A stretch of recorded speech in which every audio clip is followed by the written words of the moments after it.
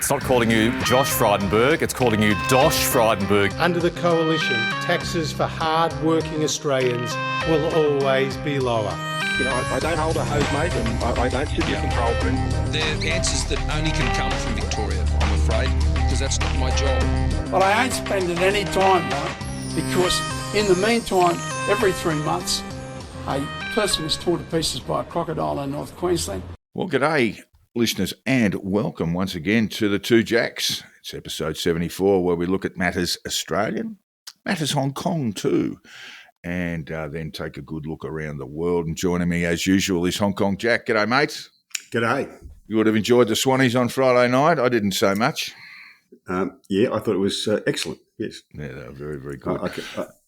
I can tell you, I watched it in a pub, and we were joined by a strange bunch of people who it turned out were having a meeting of conservatives abroad, a UK sort of political organisation that looks after the interests of the Tory voters when they're overseas. What were they drinking? Hemlock? Well, it was one of the funniest nights I've had in a long time. We had one chap there looked very dapper in a pair of pressed chinos and a double-breasted blazer, and he told us that he was on the list to be considered for pre-selection. Oh well, I wouldn't be calling him MP. Wouldn't put the MP after his not name just at the yet. minute. That could be premature. So we offered to put him through his paces, just as would happen at the constituency committee.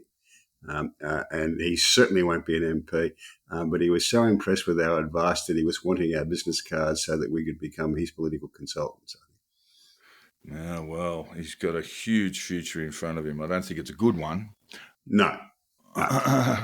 But he has got a future. All right, Jack, what's going on in Hong Kong besides the meeting of some sort of Tory rabble? The city's sort of on hold a little bit at the moment. I mean, all the gossip is that they think that the mainland government will make some announcements and make some moves to kind of recharge the economy, right?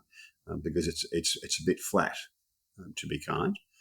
But no one's quite sure what that will look like. And until they're quite sure what that will look like, there's a bit of a dearth of investment going into China. And Hong Kong kind of lives out of the money that's on its way to China, really. So more the financial services sector here does.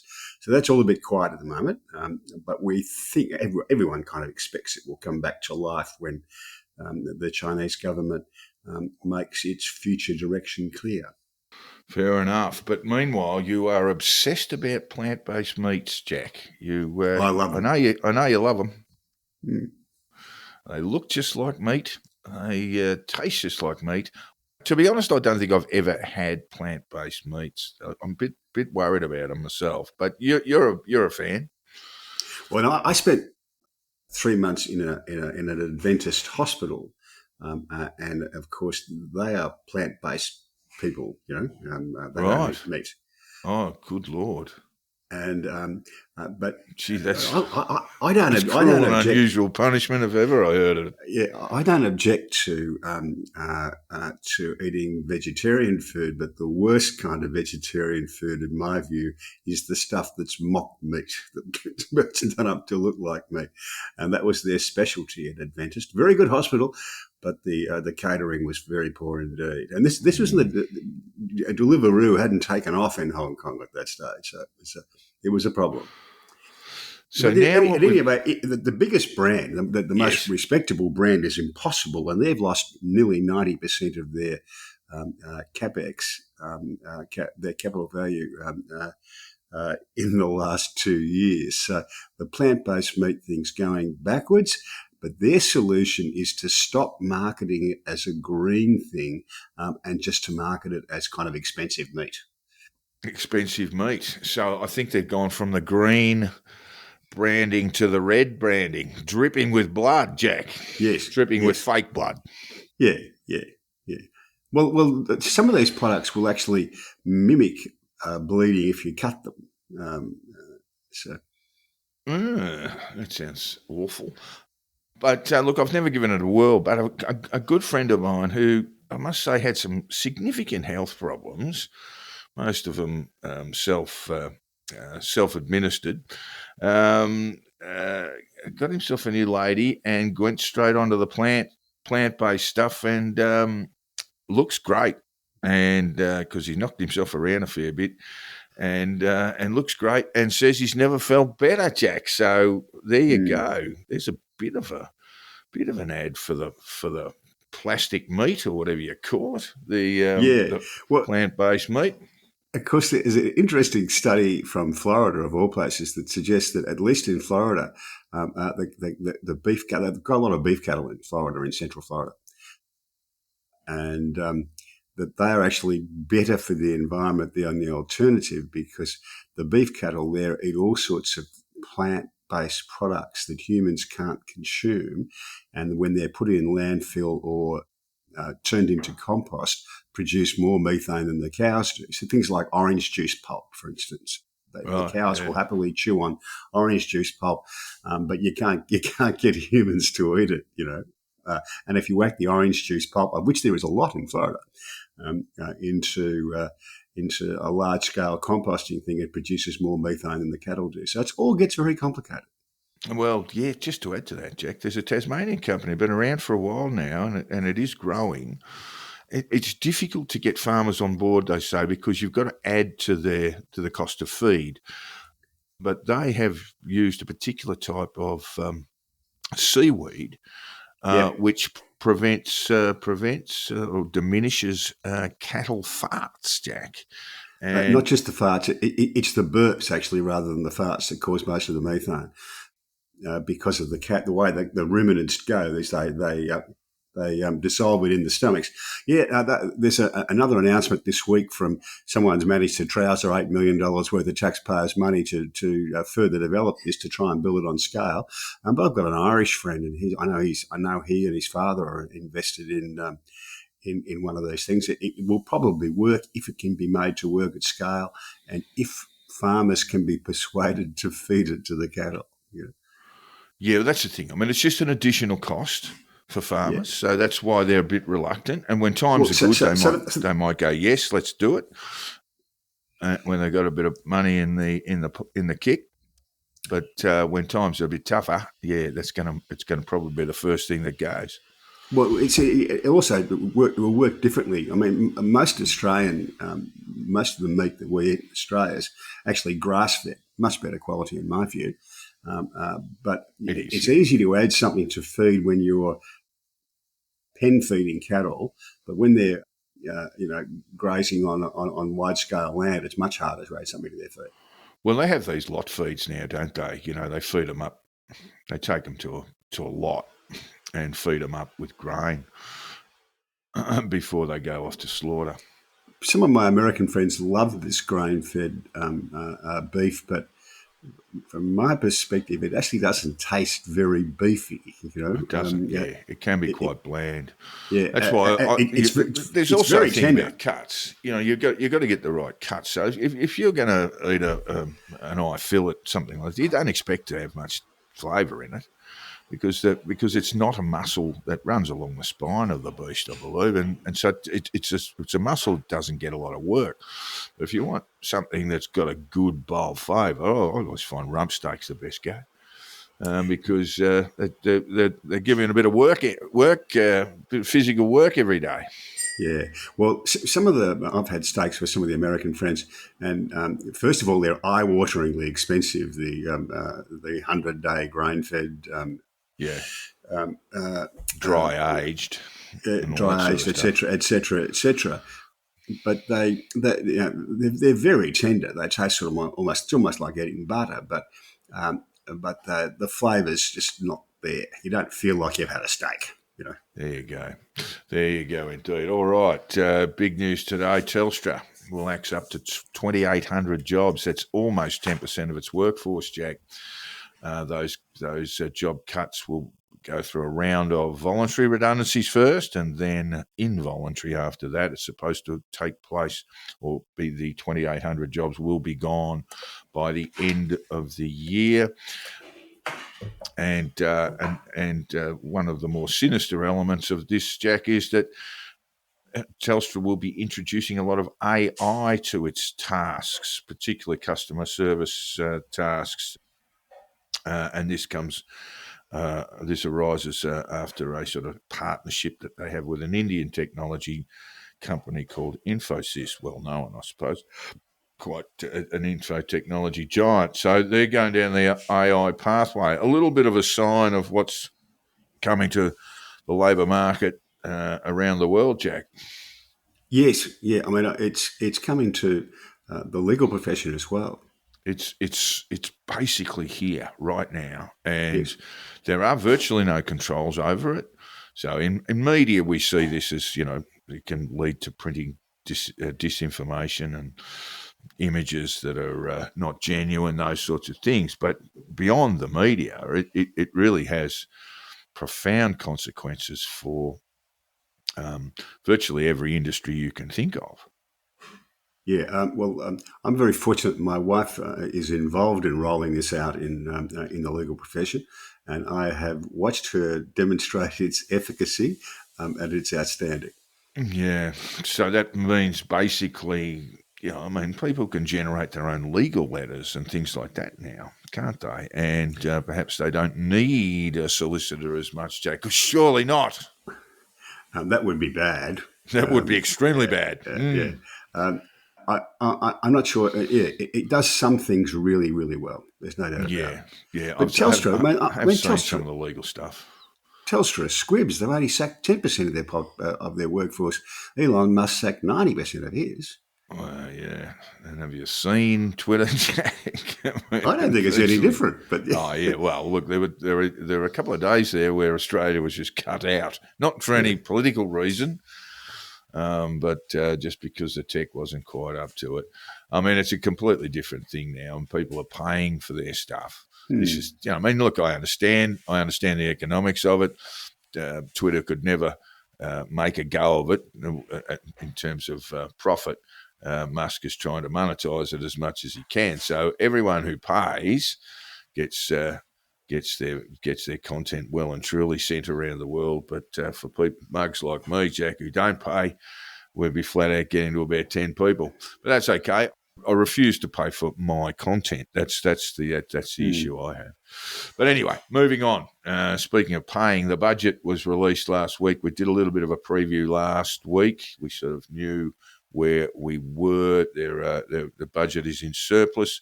It will be in deficit next financial year and the one after that. Alan Kohler took a bit of a swipe at it. Jackie said, what's striking about this budget is just how small it is. As small as all is, no attempt at any structural reform, just mild tinkering around the edges sums up this government, really. And then, of course, there's been some polling which would suggest that it hasn't had a huge impact, a favourable impact on voters. I did see some analysis yesterday which left me scratching me noodle scratching a little bit, Jack, because the Labor Party's actually not going too badly. And of course, the thing that I keep mentioning about polling that no one seems to pay much attention to, including some of the self-appointed sages of polling, I don't reckon you could get a serious result in polling until the tax cuts are bedded down. That's still 6 weeks away from happening. People are going to feel a little bit more favourably towards the government, I think, when they realise they've got a bit extra in the pay packet. Yeah. Well, I think it's unlikely that the government lose. Governments generally don't lose their first election in Australia, and that's the starting point. The coalition are doing fairly well in the circumstances to be competitive, but that's all they're going to be, I think, is competitive. Did you see the budget in reply from Peter Dutton? I did see a bit of it, yeah, not all of it. And the focus there was immigration. Nuclear power got a mention. I think the Libs are starting to realise that this is an horrendous mistake. But they'll keep going with it, but they'll downplay it wherever they can. But immigration was the big issue for Peter Dutton, and it will, I can tell you, that will resonate with people, particularly in what I would call labour-held seats, or perhaps more blue-collar areas, if we can use that anachronism. Which aren't necessarily the same thing these days, but yeah, the blue-collar areas will like that. And of course, the beauty of being opposition leader is you haven't got to explain how you are going to That's right. The budget reduce implies immigration to 160,000. Yeah. You don't have to worry about details. You can just whack up a headline figure and leave a blank page beyond that. So yeah, look, where's it going electorally wise? Well, yeah, as I said, been saying all along, probably the government gets back. Almost certainly it gets back. Well, there's talk, save for a black swan event. Alongside the. The analysis is this, they could be returned into minority government, which is conceivable. But what this sort of analysis seems to ignore, the stuff that I looked at yesterday was absolute garbage. It seems to ignore that things could go the other way too, Jack. Yes, of course they could. The Libs could come out of this a smouldering wreck, having lost another 8-10 seats, and that's quite conceivable at this stage. But anyway, the budget. What were your thoughts on it, Jack? 300. Is it 300 even to assist with power bills? And that I noticed a number of people on the left were bemused that it was not means tested, and I said, "Do you know how much means testing costs?" And someone helpfully came in and said, "Well, I work in the public service. The baseline is about 150 million." So you're giving away. I think it's basically the small business as well, but I think it costs the cost to the Commonwealth is just under 400 million. That's just for the not a rebate, but for energy assistance to each household. Yeah, not only would it cost a lot of money to do the means test, but being Aussies, we'd cheat on it. Well, you might, Jack. You're a lawyer, but I wouldn't dare. In fact, I don't have any carriage of the electricity or gas bills here. Well, but just look at how that would work. How would you means test it? If you means tested it on income, then there's a hell of a lot of people in the country who are quite wealthy who manage not to earn any money. Well, there's all of that. There's most definitely all of that. But the other thing you've got, and Chalmers did mention this, is that in order to do this, I mean, you could do a direct payment a la Kevin Rudd through Cents or Services Australia, it is now. You could do it that way. But in order to provide the money directly to offset energy costs, it would involve the energy retailers, and so it would amount to a sharing of information from the ATO, Services Australia, to the energy companies, and that is a legislative no-no, Jack. It's prohibited. So I notice these things sort of come up. I don't know why you'd want to means test this. Should we means test the NDIS, Jack? I just don't. Philosophically, I've got a real problem with means testing most things, not least of all because they become more expensive. Yeah, it can be a good idea in some circumstances, but it's very hard to implement to make it work properly. Yeah, indeed. And that, we talked about childcare, for example, Jack, and how that was not means tested, and everyone gets some assistance there, and that seems to make sense to me too. But it is a large amount of money that comes from the Commonwealth coffers. But in order to reduce it and means test it, you've got to add in the cost of means testing every household with a child that's a preschool child. And, that just becomes really difficult to do. All righty. The ABC on Israel, Jack. Well, firstly, let's get to Shari Markson on her show. Shari Markson, Australia's support for the UN vote on Palestine was Albanese's captain's call, according to Shari. He told Caucus today it was his decision. That was the vote, Jack, which Well, tell me what the UN vote was about. It was sort of two-state thing, wasn't it? Again, It was to provide some further recognition of Palestine as a state. yeah. And what Sherry Markson was reporting is that the Prime Minister stood up in the Labor caucus, that's a meeting of all the Labor parliamentarians, and said that in the end, the decision to vote yes rather than abstain was his, and he said that twice. I have a bit of a horror of Prime Ministers making captain's calls. Yeah, we don't like them much, do we? They tend not to go very well. In this instance, I suspect he would have had a fair amount of support from the caucus. Yes, yeah. I'm not suggesting for a moment that he's sort of overriding caucus or indeed his cabinet. I just have an instinctive shudder whenever I hear a Prime Minister bragging about having made a captain's call.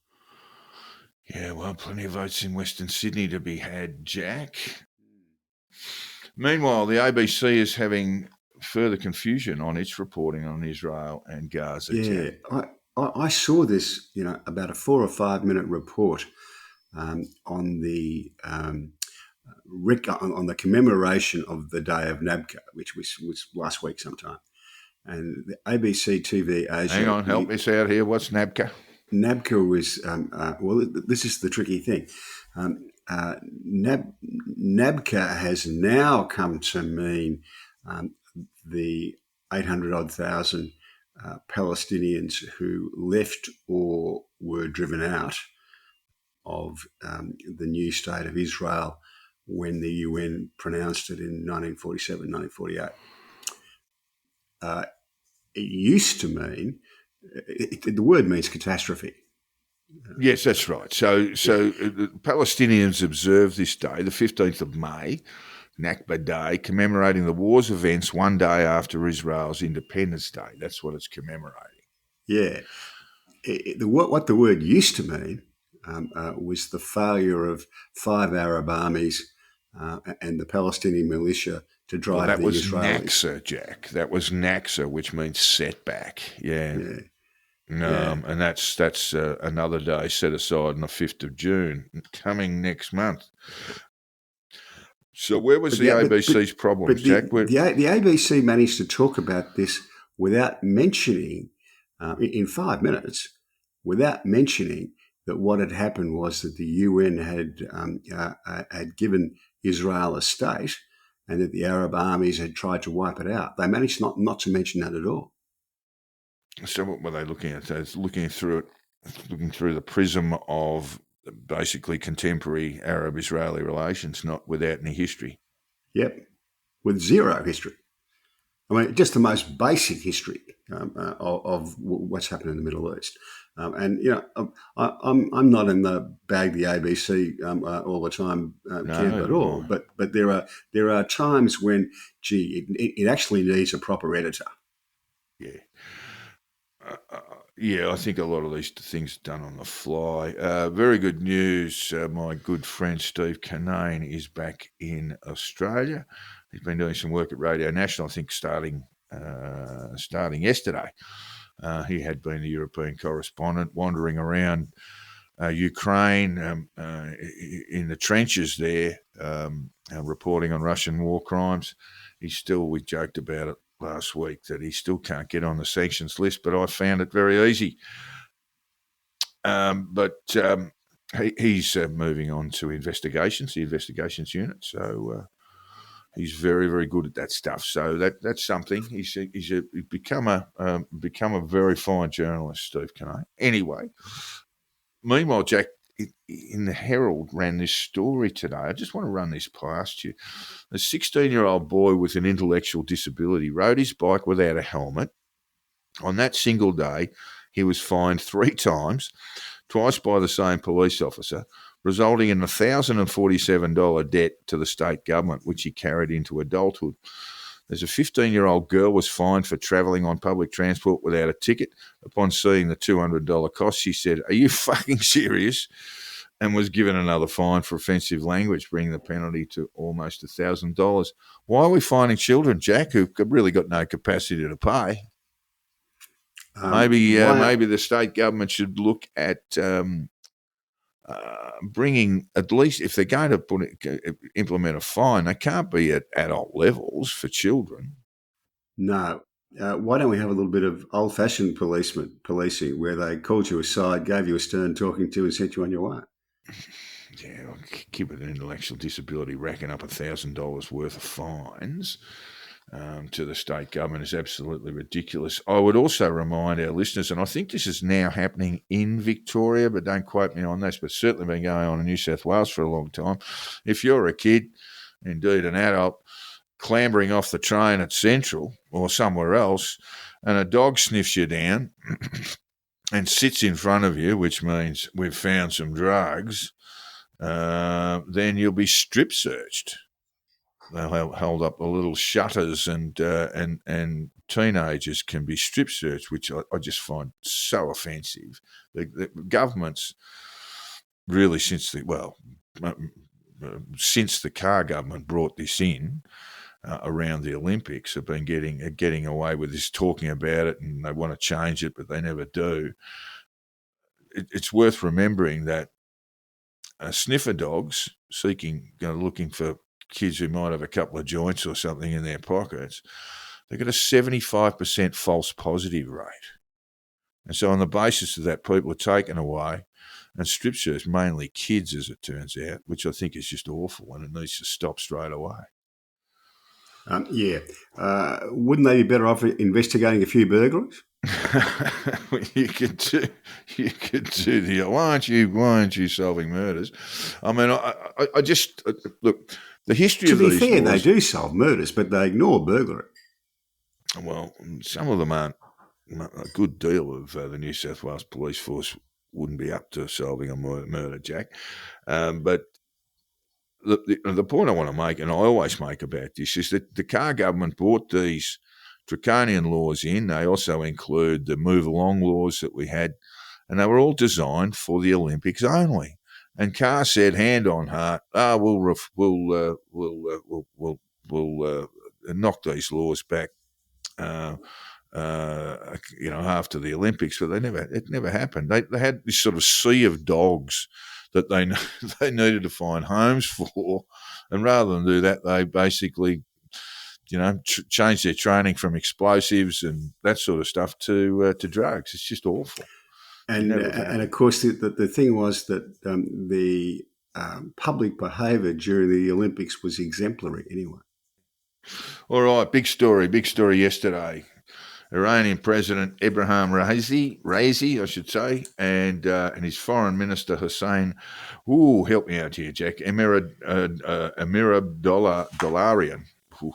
I don't think that's it. But anyway, the Iranian Foreign Minister and the Iranian President both killed in a helicopter accident, Jack. Very limited reporting on this. Israel's not saying anything. The United States not saying anything. Iran's not saying anything. The helicopter crash occurred near the border with Azerbaijan in Iran's northwest. Very foggy area at this particular time of year, I'm told. It made the search more difficult.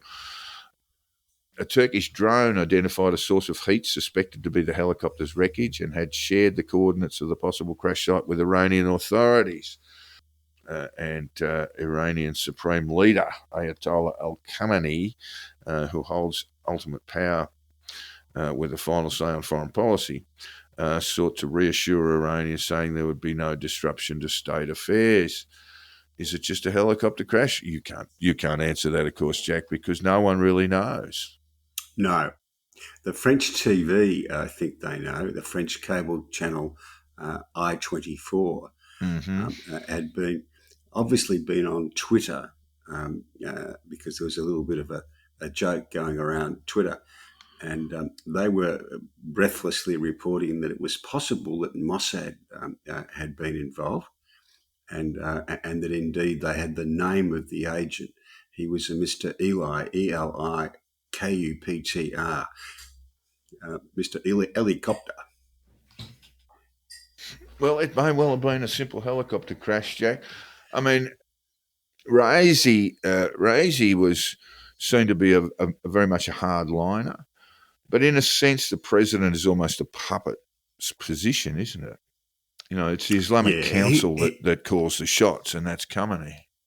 He's long been accused of being responsible for 5,000 deaths during the a sort of a minor uprising in the early 80s. So he's got a long track record. He was part of the judiciary in Iran before he became president. Oh, well, he's gone. Probably a good thing, I dare say.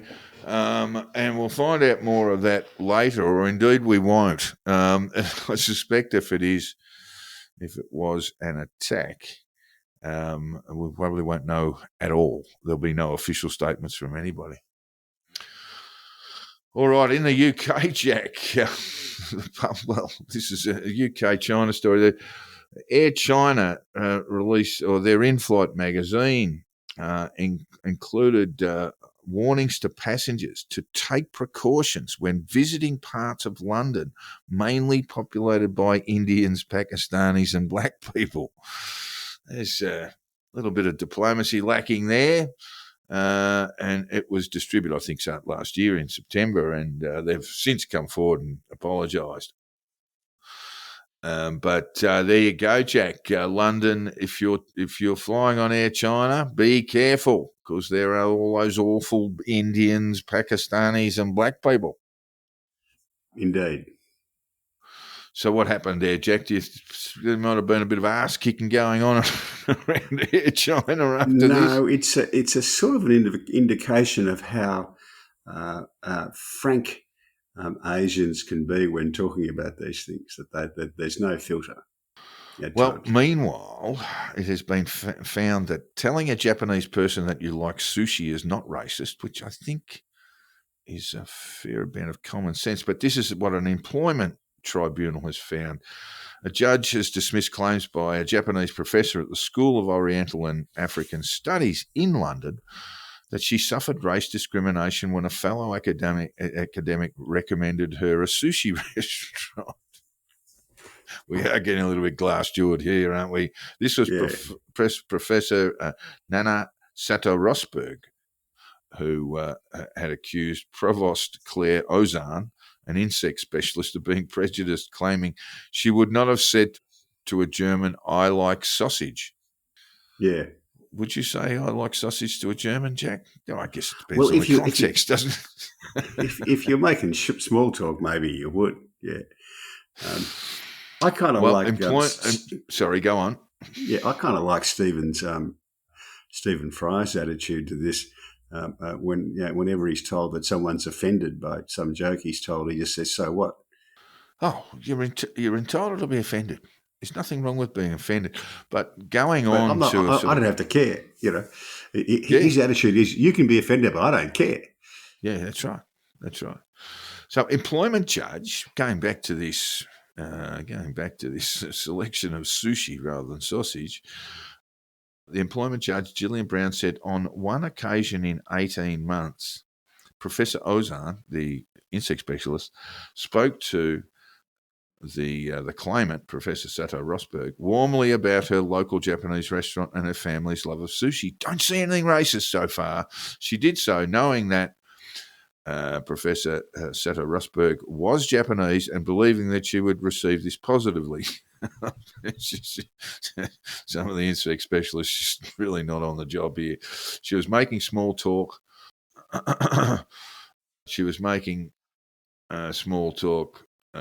Sorry, I've just got to get rid of some of these Facebook things. She was making small talk, didn't think much of it, and ends up getting dragged to an employment court to sort it all out. Bit nutty, isn't it? Yeah. I like the comment below the article was, you might say, if you dared, she completely lost her tempura.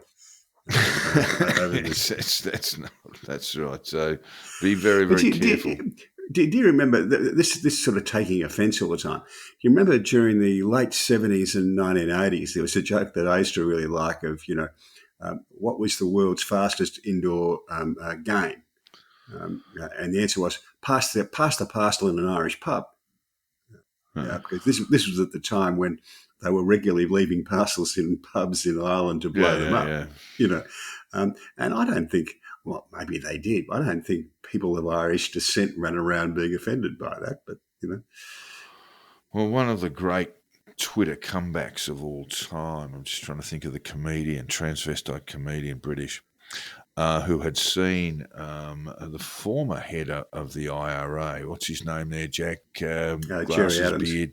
Gerry Adams. Gerry Adams had posted about his Christmas tree and how it was sort of annoying him that it was on all day, 24/7, blinking away in the living room window, and he was just basically making that comment, and the comedian came back and said, look, I would have thought man of your status would know how to work a timer. Which I thought was quite good as well. It was really one of the great Twitter moments, actually. All right, meanwhile, Jack, the EU is looking at spreading the pain, I suppose, of mandatory migrant relocation across all EU states, and those who don't will be fined €20,000 for each migrant rejected. All of the EU members have voted for it, except Poland, Hungary, and Slovakia, who voted against it. So they've developed a pact, Jack, that, well, gee, the Italians will be pleased. I mean, the English might find they got a few more coming than they had in the first place. But walk us through it. Well, this is sort of a pickle that the EU's got itself into, if I'm allowed to use that term, without offending Northern Europeans. They don't really know what to do about it. The Italians have got an agreement with the Albanians that Albanians who turn up in Italy just get taken back. And the EU says that's kind of okay because the Albanians have said they will assess them, and if they're actually refugees, they'll get to Italy. And of course, none of them will, because that's the deal with Italy. So the EU sort of doesn't really know what to do. It's trying to set up procedures to be able to return people to the Middle East and North Africa, but doesn't really quite know how to do it. It thinks the Rwanda plan that the British government's come up with is really terrible, but it's trying to do something very much like it. They've got a problem they don't know how to fix. Yeah, well, look, you've got enormous numbers coming through countries like Italy, Spain, Greece, and Ireland. The Northern Europeans. Well, they're getting there through, as I understand, they're getting there through Northern Ireland. So they're actually transporting themselves into Europe and into the UK. But if you look at the UK's numbers in terms of unscheduled arrivals, they're doing it better than France by a factor of basically 3. So the other countries, particularly the Mediterranean countries, are getting hammered. But there's more noise coming from the UK on far more limited numbers. The UK's got a particular problem is that they actually take the courts seriously. The French just deport people if they don't want them. And so do the Italians. But at the same time, if you take a look at the numbers on scheduled arrivals, France has basically 4 times the numbers arriving in France than arrive in the UK. And it's a problem wherever it's happening, and the EU is scrambling around trying to find a way to resolve the issue, partly as a matter of electoral survival for the MEPs, because this is becoming a hotbed issue with their elections coming up. Interestingly, yes, I think that's June, July, isn't it? The MEP. Yeah, I noticed that. I watched a bit of Ursula von der Leyen, the head of the EU, campaigning, and I was most amused that she campaigns in English. Okay, yeah, not French. The language of diplomacy and the language of Europe, I suppose, if we don't count some of the Flemish dialects, but that would be normally spoken in French, Jack. French or English, I don't see a problem. Moving on to the States, Jack, Joe Biden has imposed a series of tariffs on goods made in China, 25% on steel and aluminium, 50% on semiconductors, 100% on electric vehicles, and 50% on solar panels. China is determined to dominate these industries. Biden said, "I'm determined to ensure America leads the world in them." We've talked about this. Whenever you do something like this, all you're really doing is making the consumer pay more. I mean, this is sort of Trump era sort of response in a way, isn't it? Punitive sort of tariff strikes. And I can understand 100% on EVs, because you can buy Chinese EV now in the States without all the taxes imposed that we get here, for well below a Tesla, well below a General Motors, a similar vehicle, all that sort of stuff. I can understand it, but in the end, all you're doing is basically just offsetting cost. Well, when you've got 100% sanction, it just means EVs won't get into the States. 25% on steel and aluminium will just basically raise the price of steel and aluminium. Yeah. So this is really pandering to the domestic market, isn't it? Domestic electorate, really. It does look a bit like that, doesn't it? Certainly it is, yeah, I would say so. I mean, it is a nod to the motor vehicle manufacturers in the United States, and perhaps they do need some support. 50% on semiconductors. Well, I know America does make semiconductors, but all that will do is just increase the price of devices, phones, computers, etc. Yeah, I don't know. I mean, basically, I'd love to live in a world where trade was free across all borders, but it doesn't work that way in reality. Alrighty. Where are we? Have you had a look at the Trump trial? How do you think that's going, Jack? Or just about as well as you'd expect. I don't think it's hurting Trump's electoral prospects at all. What about his criminal prospects, Jack? Do you think they're getting closer to a prosecution? They had a. I think Cohen's cross ended yesterday, and then there was another fellow, a lawyer, who came on board, gave evidence against Trump, who was basically trying to intimidate the judge and jury, Jack. I'm not even sure. No one can quite work out what the prosecution theory of the case is, and even the judge doesn't seem to know. So it's a fairly dubious activity from go to woe. For Reid Zachariah, the bedwetting liberal on CNN, said he can't imagine that anyone much can look at this and think that anybody else would have been charged with this if their name wasn't Donald Trump. I mean, that's what most people see. It's not quite true, is it? I mean, I guess what's alleged is that he breached electoral laws. I mean, there are state of New York laws there that said that he had made this secret payment in order to commit felonies. So we'll see how we go. I can't see him ending up in jail. But meanwhile, you've got some surveys, Jack. March survey. Ooh, dear, what's the month today? 30% of black men say they definitely or probably will vote for Mr. Trump. You know what, Jack? I don't believe it. Yeah. I just don't believe it. I mean, if you actually looked at the 2020 results in places like Detroit, Trump was polling around 2 or 3% in all black voters. So this is I don't buy this at all. This is from the Washington Post, and they seem to believe it. I don't have a view about it much one way or the other. No, I'm not saying you do. I'm just saying I don't buy it at all. If they're saying that 30% of black men will definitely or probably vote for Trump, I mean, where are they going to be voting for him? Why is North Carolina in play? Well, presumably when we look at the result of DC, which was basically about 95-5, it'll be down to about 60-40. I mean, ridiculous stuff. You do see a lot of this really early polling, and this is like March. I mean, so it's junk. You do see a lot of this early polling, and really when you look back at it, after the election's been run, you just realise, gee, what a lot of rubbish this all was. Even more so because, in a country with voluntary voting, I mean, the figures can be skewed all over the place.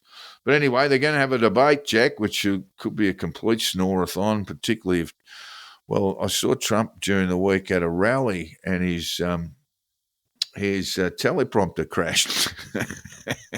He just stood there. And so did he. Oh, well, they both need them. They both need little cards, little forget-me-nots, all sorts of things. But they are going to have a debate, the two of them. Bobby Kennedy Jr., he'd be all over it, wouldn't he? Just saying, what about me? Why can't I get on there? Why did Biden call a debate in June, do you think?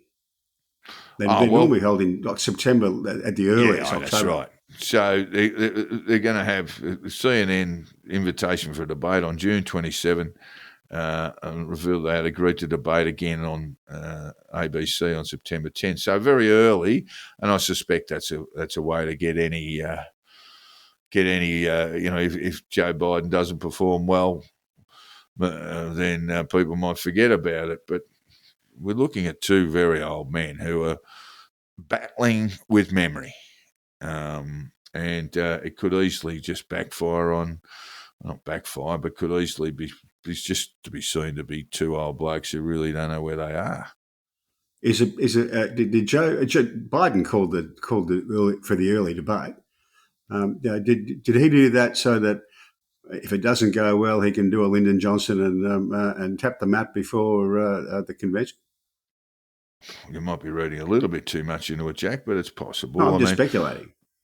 Yeah, I know. But, yeah, look, I think what the world will find is what they already know, and that is that there are two very old blokes running for the presidency. Like I've seen lots of stuff that's been published. I mean, Trump did the attack on Biden over his memory loss, difficulties in grasping things, his speeches. But Trump's been doing very, very similar stuff on the hustings. Like I said, he basically froze for about 3 minutes when his teleprompter went down. He didn't know what to say. He just kept nodding. He just kept nodding and staring off into the distance. It was unseemly. Yeah.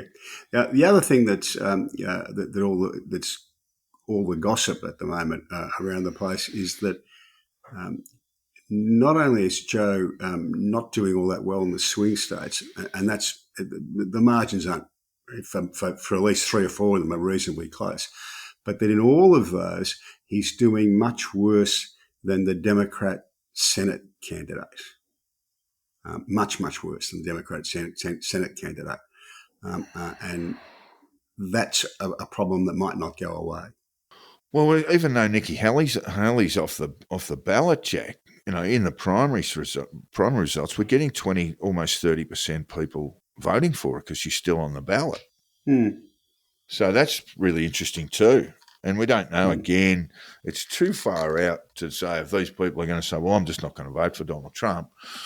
20 or 30%, let's say 20% of Republican voters don't vote for Donald Trump. Well, he's going to get a bath. Yeah, I read a comment from a Democrat political consultant a couple of days ago that was along the lines of the campaign's problem is that reading those swing state votes and the gap between the Democrat Senate candidates and the president was that they don't mind the Democrat Party, they just don't like Joe. Yeah, look, there's a lot of that, but I mean, and again, you get to these sort of obvious political analysis or electoral analysis sort of things. When you look at the US economy, got some inflation figures in last week. It's just above 3%. It's better pretty much than the rest of the world. Stock market flying. The economy's in pretty good shape. And I think that's going to have an impact too, and provided that it remains that way. Some very good jobs figures for the Biden administration as well. The primary voting determinant is basically the economy, and the economy's going okay.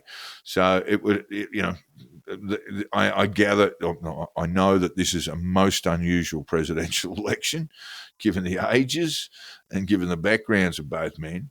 But when you look at economic figures, you'd say, well, I can't really see the scenario where a sitting president would get knocked off under these circumstances, bearing in mind it's an unusual set of circumstances. Over to Israel, Jack, and of course the big news today is the chief prosecutor of the International Criminal Court in The Hague, I should say, said he was seeking arrest warrants for Israeli and Hamas leaders, including Israeli Prime Minister Benjamin Netanyahu. Karim Khan is the prosecutor. He said on Monday that he believed Netanyahu, his defence minister Yoav Gallant, and 3 Hamas leaders, Yawar Sinwar, Mohammed Deif, and Ismail Haniyeh, were responsible for war crimes and crimes against humanity in the Gaza Strip and Israel. Big news, Jack. It means these guys can't get on a plane and just travel around anymore because there are warrants for their arrest. They can go to the US. Yes, they can go to Russia. They can probably go to Myanmar. But if you have a bit of a stopover in Paris, you might be in a bit of strife. Is this just a sort of case of the prosecutor bending over backwards to include both sides? We don't really know very much about it at this stage, what they're actually being. Well, they're being charged with being responsible for crimes against humanity and war crimes, but the specifics are not yet available. I just wanted to we often think of Hamas as this amorphous group. Just before we leave the technicalities. Now, let me just do this first. So I just want to go through some of the 3 Hamas individuals that have been charged. Yawar Sinwar was designated a terrorist by the United States in 2015. He was sentenced to 4 life sentences by Israel, of which he served 22 years until his release, among 1,026 others in a 2011 prisoner exchange. He was sentenced to 4 life sentences for orchestrating the abduction and killing of 2 Israeli soldiers and 4 Palestinians he considered to be collaborators in 1989. Sinwar is regarded as the mastermind behind the 2023 Hamas-led attack on Israel. Haniyeh, who lives in Qatar, he has a net worth of $4 billion. And the third member of Hamas charged is Mohammed Deif. He's the leader of the Izz ad-Din al-Qassam Brigades, the military wing of the Islamist organisation. So these are pretty heavy hitters. We're just going to go on and talk about a bit of difference emerging between Netanyahu and his defence minister. But what does this mean in real terms, Jack? Both Netanyahu, Gallant, and the Hamas trio. The statute that's what's it called, the Treaty of Rome, I think, that put together the ICC has a principle of what they call complementarity, and that means the ICC may only exercise jurisdiction when national legal systems fail to do so, when it is demonstrated that they are unwilling or unable to carry out proceedings.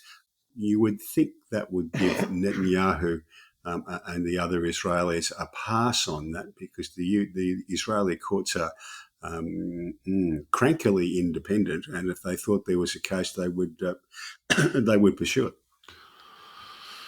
All right. Well, it seems like 5 fairly unsavoury customers, but certainly I just wanted to take the time to let our listeners know just who some of these Hamas people were. Yawar Sinwar is, I think, the if not president of Hamas in Gaza, he's the big boss and the architect of the October 7 attacks. And then, of course, Haniyeh, who lives in Qatar, out of harm's way, sitting on a very large pile of money to the tune of about $4 billion, Jack. Yeah, well, don't forget, after Yasser Arafat died, his wife lived a life of considerable wealth and luxury in Paris for the rest of her life. Well, just it's been a scam from day one. Yeah. Well, it's passing wealth.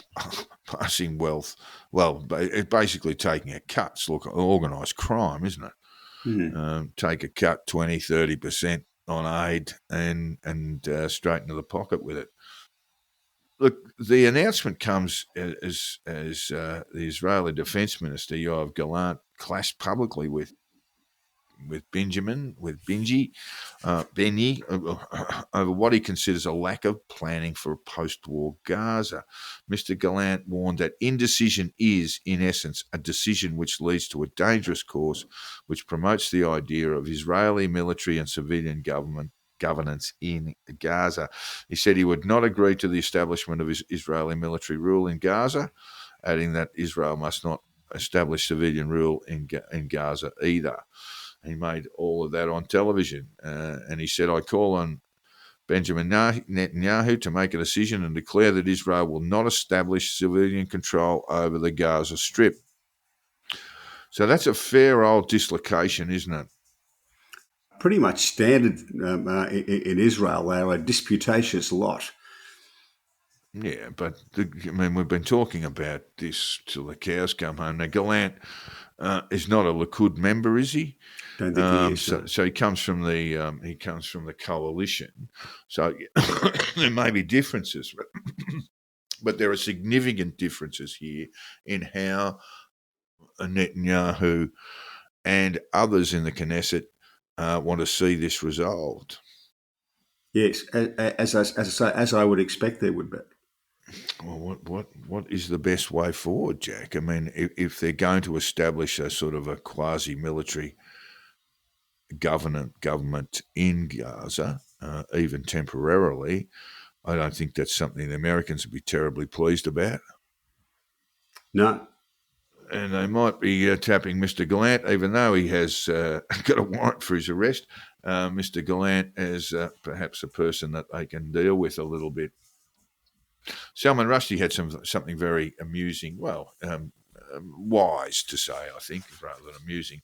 Salman Rushdie had something to say about a Palestinian state and Hamas, Jack. Yeah, his view is that if you had a Palestinian state, it would effectively be run by Hamas, and I think that's right. That would become an agent state of Iran, a sort of Taliban in the Middle East. Well, it is now. It is now. I mean, this is part of the problem, that we can call for ceasefires, and I actually hope that happens, that a ceasefire takes place, even though it would be extremely shaky. But when you're looking into what happens in 2 years, 5 years, 10 years, you've got a real problem. And unless Hamas are excised from Gaza, and that is easier said than done. You basically Hamas and Palestine are sort of inexorably, the Palestinians are inexorably linked for good or bad. Indeed. That's so I don't see how you can, following the Netanyahu pathway, that you can sort of wipe out Hamas. I just don't think that's possible, that you can wipe Hamas out in Gaza. Well, you probably could, but that you would be talking about extraordinary civilian casualties. And so that's the big problem here. They basically, this place needs a negotiated solution. And someone I don't agree with that. I don't think that's possible, and that's why I don't agree with this. It's the only thing. Your other way is for the obliteration of Gaza and massive civilian casualties. There are no alternatives. There are no alternatives, and that includes the deaths of. Well, if we look at the casualty rates in Gaza City, that would include, let's say, another 10,000 children killed, and so you've got to at least have hope that a negotiated solution will come to something that will, even if it's an uneasy peace.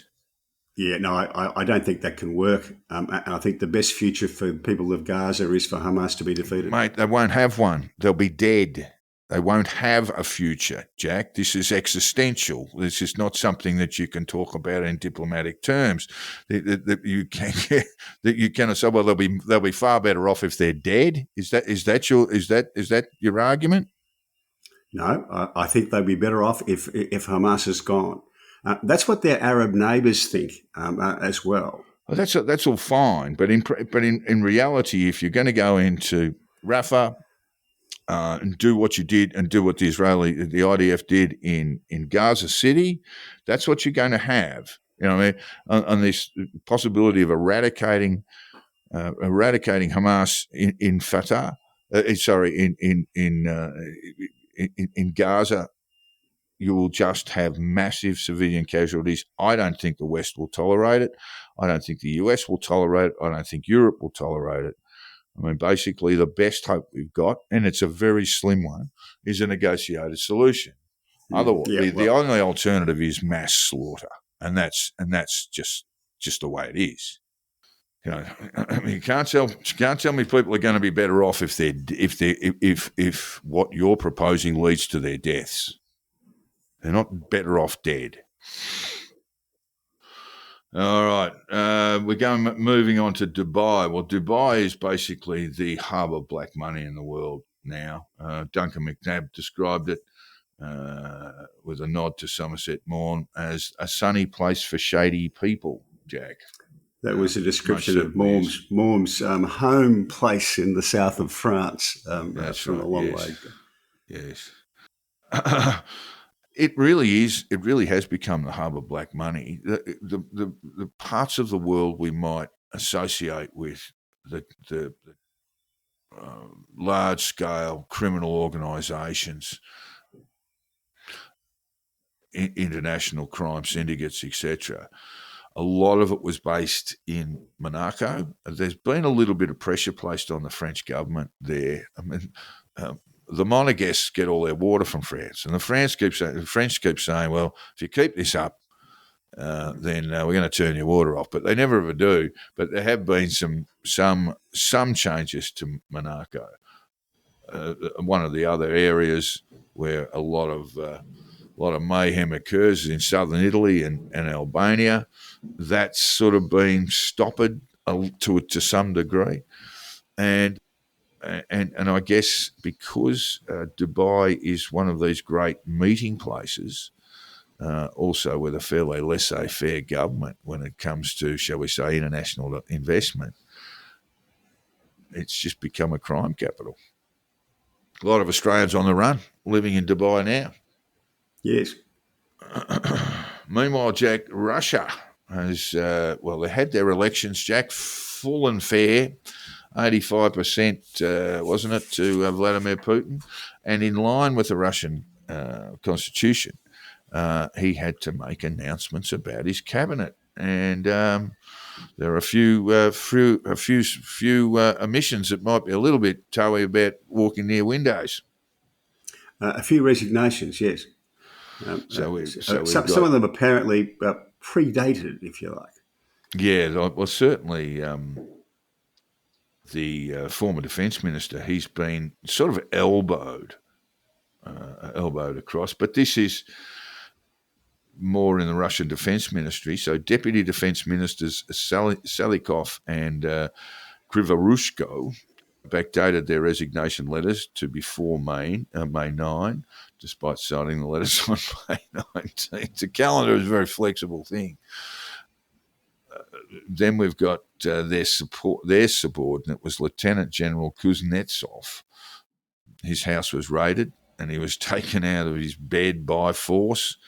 His wife was also taken away. He's accused of crimes directly linked to Deputy Defence Ministers Salikov and Ivanov. So what do we got there, Jack? A bit of a coup? What are we talking about? I think in Russian terms, it's a bit of a clean-out. Bit of a clean-out. They have got a new defence minister. What would they call it? A ministerial reshuffle, we would call it here. You know? Selikov's been a prominent person. Shoigu has been replaced, hasn't he, as defence minister. He's been elbowed to one side. And there's also a bit of talk about corruption, Jack, around Bitcoin. And of course, Ministry of Defence corruption. When the war started, they suddenly discovered that that their inventory wasn't as the books suggested it was. That a lot of stuff that we've bought this, yes, we've done this, yes, we've done that. It turned out that was just to trouser the check. Oh, well, that's an allegation, Jack. I mean, anything could go. I mean, they could just be copying the blame for a lot of things going wrong too, couldn't they? They could be. The Ukrainians despairing, Jack, it's fair to say, that they believe that the war may be lost. And this is from a BBC report. The former commander of the UK's Joint Forces Command has warned that Russia could face defeat by Russia in 2024. How would that look? This is not just the BBC. I found about 6 or 7 versions of much the same view spread throughout European media and US media. Yeah. And look, it must be morale sapping, particularly in eastern Ukraine. I was watching a report last week where the Russians fire 1,000 artillery shells over one particular part of eastern Ukraine. The Ukrainians have been limited to sending off 15 and often don't fire at all due to problems with munitions or shortages of munitions. The 107 billion can't come, and that's the US. That's the US dollars. US dollars 107 billion as an aid package for Ukraine, military aid package. That can't come soon enough. Maybe that will change things a bit. But Jamie Detmar of Politico said, "Just ask a Ukrainian soldier if he still believes the West will stand by Kyiv for as long as it takes. That pledge rings hollow when it's been 4 weeks since your artillery unit last had a shelter fire." There we go. As one serviceman complained from the front lines, they are being starved out, but help is coming. And the US has been, even though that aid money got kicked around in the US Congress, they're still quicker in getting their money and resources than the Europeans are. Yeah, the Europeans seem to me to be kind of losing their taste for this conflict altogether. Yeah, well, I don't know, Jack. With the exception of the East Europeans, the Poles. Well, the Baltic states will have a particular view on that. Yeah. The Poles will have a particular view on that. Yeah. Maybe the Italians are starting to lose sight of it. There was an interesting story. I must take that up with you later. But there's basically been a journalist strike in Italy over the treatment of certain journalists under that particular regime. We'll talk about that next week. Meanwhile, Jack, a bit of a rock star is Anthony Blinken, US Secretary of State. He arrived in Ukraine. Zelensky didn't see him, which is unusual. There's the 61 billion. I mentioned the 100 odd before, but the 61 billion is now on its way. The highlight of the trip was Blinken playing Neil Young's. I thought he was singing it, but maybe I'm just used to our Governor General's wife. Highlight of the trip was Blinken playing Neil Young's "Rockin' in the Free World" with a band called 1999. It's a great song. No, he was definitely playing the bright red guitar. I saw the video. Oh, he did play. Good. Yeah. It's a hell of a song. Neil Young's song. And sometimes played with Pearl Jam. He had a bit of a collaboration with them, and they do that song very well. What about elections in Ukraine? I mean, I think it's a bit of a, what do you say? Oh, the Russians have had elections, but the Ukrainians haven't. I mean, I'm looking at some comment about it here, but of course, Zelensky has deferred the election due last year, wasn't it, Jack, in Ukraine? Yes, it was. Kicked it down the road. Yeah, I mean, morally, I think the Ukrainians would be in their rights given that Russia started the war, to kick the daylights out of the Russians and go all the way to Moscow and carry Putin out from his office and hang him from a lamppost. I just don't think they're going to be able to do anything like that. In fact, I'm not even sure they're going to be able to push the Russians back out of Ukraine. And then you've got this really difficult business of how you negotiate a settlement there, because you've got an invading force that's seized land, that's killed civilians, continues to do so. And how do you negotiate a settlement there without conceding land already stolen? And that's Zelensky's position. And that's Biden also says, well, we can't negotiate until Zelensky's ready, and Zelensky ain't ready until the Russians move back to their February, 2022 positions, 2021, 2022 positions, pre-invasion.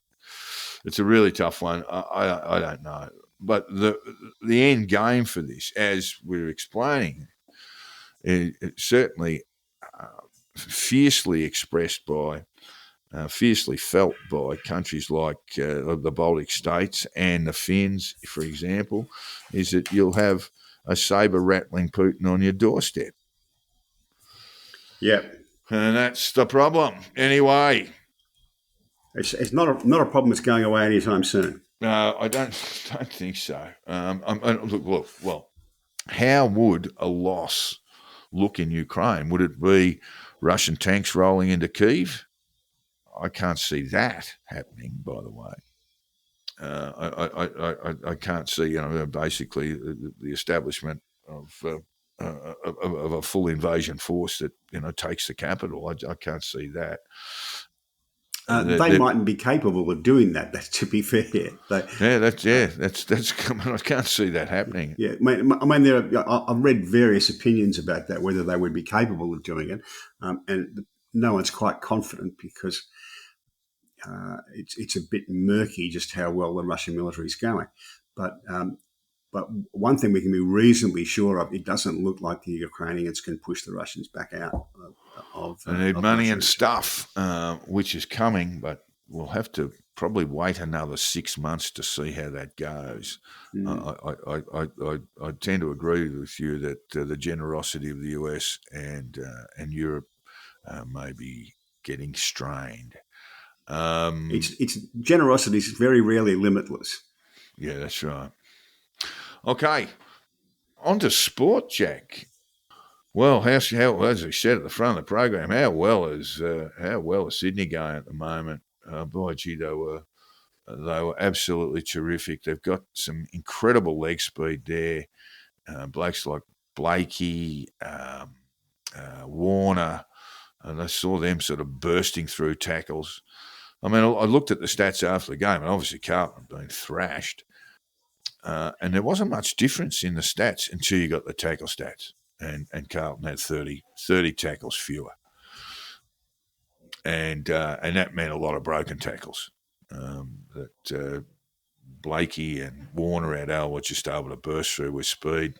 Perhaps not enough commitment from the Blues. But at round 10, Jack, you would have to say Sydney Swans will finish in the top 4. Well, with 9 wins out of 10, they're nearly guaranteed to finish in the top 4. Yeah, but it is they're May. A top 4. So I don't think that there are too many others that are confirmed. I'd put Collingwood in there now as a top 4 side. I don't. The Cats absolutely had a shocker over the weekend, and it's their second loss. The most impressive thing about the Swans was that they gave up the first 4 or 5 goals of the game. There's 4 goals before they kick one. And fixed that out on the ground. Didn't even have to wait till quarter time. They started to turn that around a little bit. And then when they got on top, they made them pay. But at the moment, they're paying $4 for the premiership. I wouldn't bet that with anybody else's money. That's terrible odds. But if we look at the top 8, Jack, I'd even go down to the top 10. Carlton are 10th at the moment. Would you think Essendon was a top 4 side? I wouldn't at this stage. The wheels could easily fall off. Geelong not travelling all that well. I've seen Port Adelaide play a number of times now. They do not impress me at all. They're defensively very weak. I see Collingwood coming now. I'd have them in the top 4. Collingwood the top 4 side, yeah. But I think those other two spots are up for grabs. The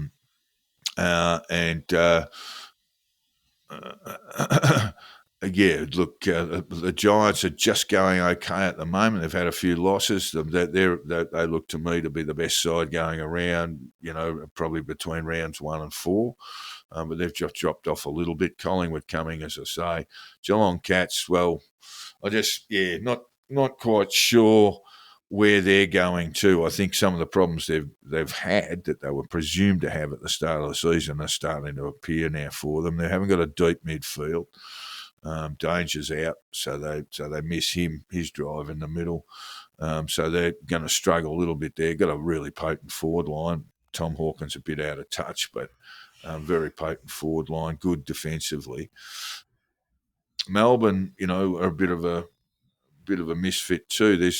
It seems like some sides, with the exception of Sydney, obviously, has only lost once, and that was to Richmond, who are kind of easy beats at second bottom on the ladder. The others really can sort of, are subject to losses of form, quite sudden losses of form that can cruel their chances. Carlton, sitting on 10th at the moment with 6 wins. I was looking at a list of the best recruits for the year, and the best value recruits, and the twin brother of your boy, the Mackay, who's gone to Essendon. He's made a big difference there. He has. So he was on the list. Brady Grundy, because some of that's still being paid by Collingwood. He's on the list. Yeah, well, Swans got him for nothing. Yeah. Yeah, Elijah Hollands, who you blokes got from the Gold Coast for nothing because he got caught with a bag of coke in his pocket. And James Jordan, the bloke the Swans got, he's terrific they got him for not much. And old Goldie, Todd Goldstein, is still going really well, and Essendon got him for nothing as well. Yeah, and that was a good piece of recruiting. We were talking about it at the start of the year. I mean, he's a very skilled knock ruckman in the old school, give you midfielders first use. I think they're really well captained. I'm not bagging Essendon at all. I'm just not sure that they have a top 4 spot. But as we get to the sort of half, I think they play Richmond next week. So they've got a fairly favourable draw. I think they play the Blues in 3 weeks, but they've got Richmond and then a battling side to play. So we sort of get to that round 11, round 12. They'll only have the 2 losses and a draw against them, a draw against the Pies. The Mackay lad, I can't think of his name now, who's gone to Essendon, had played 8 years or 10 years at North Melbourne. I don't know if it'll be that long. Maybe he was a restricted free agent. That'll be 6. Yeah, it could be 6. He played in 8 wins at North Melbourne, so you can see why he's gone to Essendon. Yeah. That's just depressing, playing for all that time for 8 wins. He's made a huge difference to Essendon. 8 wins and a draw so far, yeah. And look, Harley Reid, not a recruit, obviously a number 1 draft pick. Saw him. The Eagles look terrific, actually. They're going really well. We thought they were going to be the easy beats of the competition. He's basically put a bit of a stamp on them. There are others too that are going beautifully. But Harley Reid, looks like Chris Judd. And, that ability to run away from a contest, but also with the power. Look, he could be anything. There was one passage of play where he fended off Clayton Oliver and then Christian Petrarca with ease, and you think, that's a bit special. Well, the goal that he kicked when he just ran straight out of the centre, he basically showed Petrarca a clean pair of heels. And he just shook his head and smiled at him and shook his hand, in admiration. All right. Well, we do apologise to our listeners. We've got some work going on, not in Jack's flat, but just seems to be somewhere nearabouts. It may get horrific noise. We do apologise for that, but we better get on and finish the show. Yeah, Harley Reid looks to be Brownlows, flags, you name it. He just looks to be a ready AFL champion. Yeah, it's a bit like watching a young buddy starting out. Yeah, he just does things you don't expect anybody to do. Yeah, it's got all that about it, but he's a midfielder and big and strong, so he's gonna take some checking for a while. I like the way the Eagles they gave him a week off a few weeks ago just to rest him up. He's still a young guy, and the world is before him. Meanwhile, everything old is new again in the NRL, Jack. Wayne Bennett is back at the Bunnies. Yep. Someone individually sort of undermined the previous coach, and within the club, I'm saying. I don't know who it was, but the level of support he had was shameful. Anyway, Wayne Bennett is back, and not just that, Jack. He's just he's basically told the media and the world that the Eels had a crack at him and missed out. So they've been left. The Eels have been left a little embarrassed with their coach there, saying, they're basically negotiating for a new coach while he's sitting there coaching. And he's gone as well. Hasn't the Eels coach gone as well, Brad Arthur? Well, yes, he has, yes. But basically he was another one just being undermined. I don't know. What do we get from Wayne Bennett coming to your club? Is it that great? I mean, he's been pretty good with the Dolphins. But if we look into some of the older appointments, Jack, he tends to leave clubs in a bit of disarray, doesn't he? Yeah, there's no doubt that he can coach. Yes, absolutely. Yeah. He does tend to leave a trail of broken friendships behind a little bit. Yeah, that's right. Yeah. Anyway, Premier League, Jack, Man City, just 1 week away. They got the shotgun start in the Premier League on the weekend on Saturday. Oh no, that's done and dusted. They've won. Oh, they've won it, have they? Oh, cool. Yeah. What did I miss? I missed it all last weekend. So I was in pain and trauma. You're probably grieving. Watching the Blues on the Friday night. So, of course, they had their, and I don't even know the score, so I do apologise, listeners. But Man City have won it again. So is that 4 in a row? That's 4 in a row. 4 in a row. This is a club that's been under a corruption spotlight that goes back 15 years, and nothing's happened, Jack. Nothing. No. Spurs, they would have finished fifth, I'm guessing. Yeah, they finished fifth, and they're already on the plane because they're playing Newcastle in Melbourne on Wednesday night. Right. Yeah, I did see Ange talk about how it would be the last time. Look, that's all well and good, Man City, etc., etc., etc. But what about the Turkish second division, Jack? This was terrific. This is soccer again, football for those people who insist on calling it that. This is the Turkish second division, Jack. Tell me all about it. Yeah, and I watched this on video. The Üskapar, a keeper, when the 90th minute, and he saves a penalty, but the ref books him for coming off the line before the penalty's kicked. So it's dodgy. So they get another penalty. Did he though? Did he jump off the line? Yeah, he did. Yeah. Okay, right. He did. They nearly always move a bit early. Let's face it. They do, yeah. Well, they have to. Yeah. So the penalty's retaken, and he saves it again. Hooray! But the ref blows the whistle, comes in and says, "You moved off the line again." And because that's 2 yellows, it's a red. Go. But did he the second time? Yeah, did he leave his again. line? He did again. Okay. So off he goes. So then the defender comes in the goal, right? Puts the goalie's top on. Yeah, puts the goalie's top on. He goes in there and he saves the penalty. Whoever it was didn't deserve to win, Jack. It was It was in the stars. What about the women's basketball in the States, the WNBA, Jack? You got a bit of a story on that?